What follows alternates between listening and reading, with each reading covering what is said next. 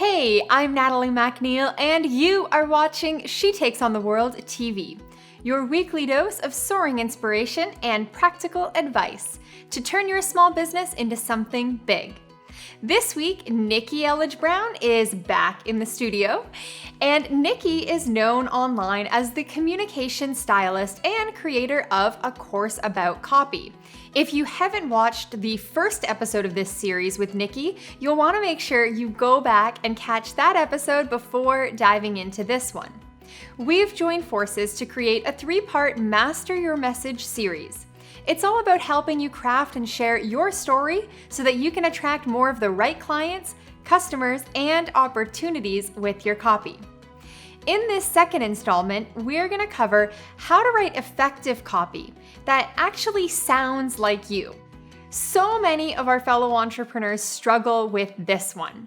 They worry that they'll come across as awkward or boring or too formal. Why is it important, Nikki, for people to be able to write copy that you consider to be conversational copy? The main reason is that no matter what, even if you have a product-based business, people like to do business with people. So the main value in conversational copy, which is literally just writing as you speak, is because it helps people hear you before they hire you.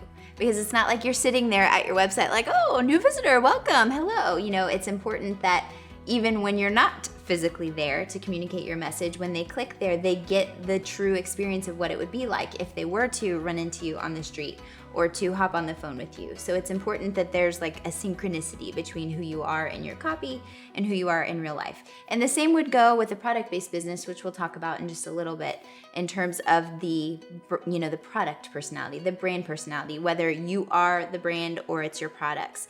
And the analogy that I like to use is it's like, if there is a disconnect, it's like if you're doing online dating or something and you show up to meet somebody and then you realize that their profile picture's from like 20 years ago. You know, it's just, it's awkward, and then that person doesn't feel good either because they're like, well, this isn't really what they're expecting of me, and then you feel like you have to be somebody you're not. And so I like to say, whether you're talking to your dream clients or your grandma, you've got to be yourself. No one else will do. And so that's what we'll talk about today, because that's how you establish trust. That's how you build that connection with people. If they can tell and they can feel that what you see is what you get, that's the first step into having a really great personal or business relationship, honestly. And just like last time, we are auditing people's website copy. So let's dive in and take a look.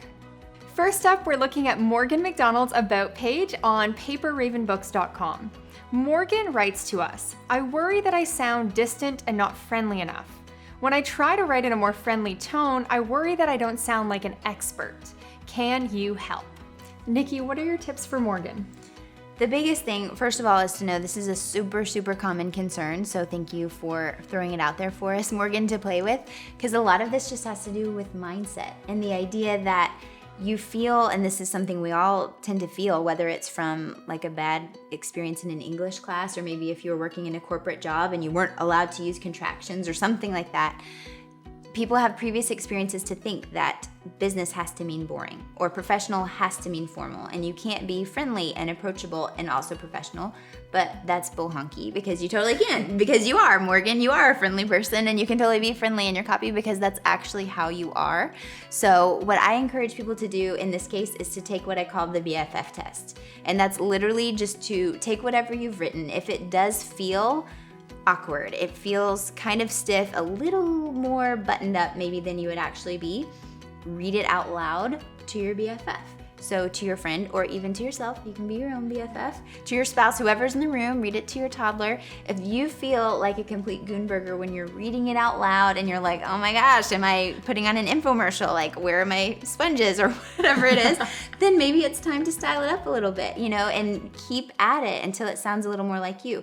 You can even record yourself or use some kind of transcription service to literally just record whatever it is that you want to write, and then listen to it and write it as you've actually said it, if that makes sense. So take the BFF test, read it out loud. It's totally okay to be yourself, because the right people will appreciate you exactly as you are. Be yourself on purpose, clear and sincere. It's a good combo. Clear and sincere. Great tips, Nikki, and goonburger is a new word for me. I have to thank Dr. Ralph Benke, the late Dr. Ralph Benke. He's one of my favorite professors from TCU. And Goonburger came from him. Yes. Word. I love it. And next up, we are going to take a look at Layla Saad's site. And Layla's concern is that maybe she's too creative and soulful and not clear enough. Which I totally appreciate, because I would be the first to encourage you, to be yourself, to come across in a way that's going to resonate with your ideal clients and customers. So what I love about this question is that it brings up kind of the opposite of Morgan's question, which is, how can I be myself but still get the point across, and accomplish the job? Like, this is a business, this is a website, we have a purpose. And that's the main tip that I would want to encourage you to think about, is for every page, for every post, think about, what do you want people to know? What do you want people to feel? What do you want people to do? So you can be yourself, you can inject your personality, you can share your stories, but make sure you have a really clear purpose to follow. The other thing is, it's really easy, and again, these are all the questions that prove it, it's really easy to just think, am I to this? Am I to that? And we overanalyze, and then we don't publish anything. We don't write the about page at all. We just don't even put up a website because we're scared, what if it's not fill in the blank enough?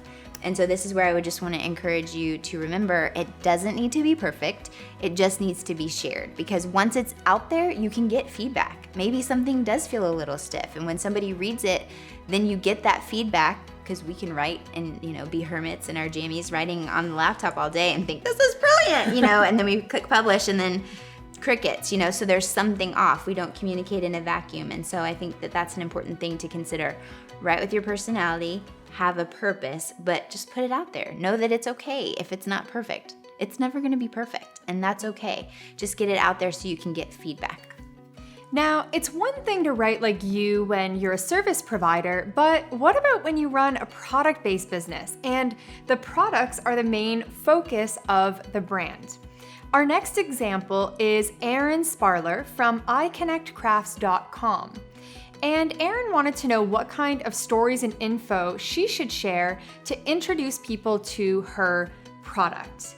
Any tips for Erin? Yeah, I think the main thing when it comes to the product-based business, especially with Erin's, because it's so visual, and really all products are visual because that's what they are, so it is smart to consider not having a ton of copy, when in reality, especially Erin in particular, when you have a creative audience, and obviously you're literally talking to artists, then the visual piece can be so powerful. So whenever you do have a product-based business, photos are gonna be huge. And the copy is important, but it's really, they're just kind of like the backup dancers, so it really should be the visual storytelling. And even then, again, consider your audience, consider the dream owner or user of that particular product, and then think about crafting a story or what kind of voice the products can have, even if it's not you as a lifestyle-based business.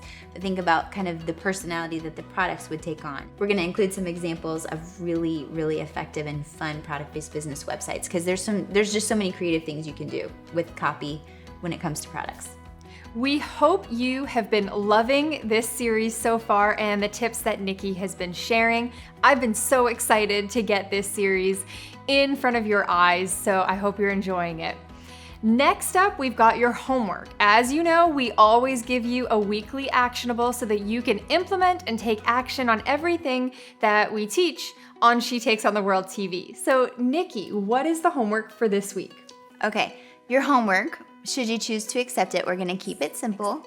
It's to write a post, whether it's on your blog or social media, and whenever you're writing, it could be an email too, whenever you're writing it, take the BFF test. Just read it out loud, make sure it sounds like you. If it doesn't, just tweak it a little bit until it does feel a little more comfortable, and then publish it so that you can get feedback. Again, remember, it doesn't need to be perfect, it just needs to be shared. So from one recovering perfectionist to another, see, I even just messed up that word, I have to tell you, get over yourself and share it, okay? Because you are going to help people with whatever the message is. Whatever it is, share it. Leave a link in the comments below.